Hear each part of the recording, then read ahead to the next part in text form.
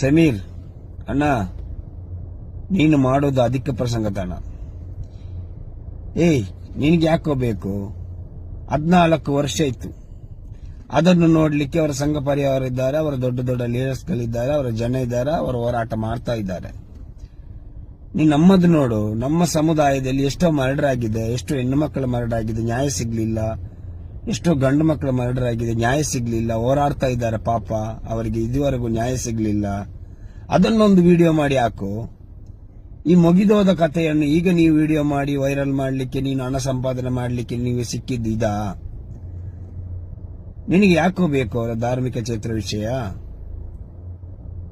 ಅದು ಉದಾಹರಣೆಗೆ ನೀನು ಹೇಳ್ತೀಯ, ಒಂದು ಗೌಡ್ರ ಕುಟುಂಬ ಉಂಟು, ಅವರ ಕುಟುಂಬದಲ್ಲಿ ಅಲ್ಲಿ ನಡೆದದ್ದು ಅಂತ ಲೈವ್ ಆಗಿ ನೀನು ಮಾಡ್ತೀಯ. ನಿನ್ನ ಹತ್ರ ಏನು ಪ್ರೂಫ್ ಇದೆ?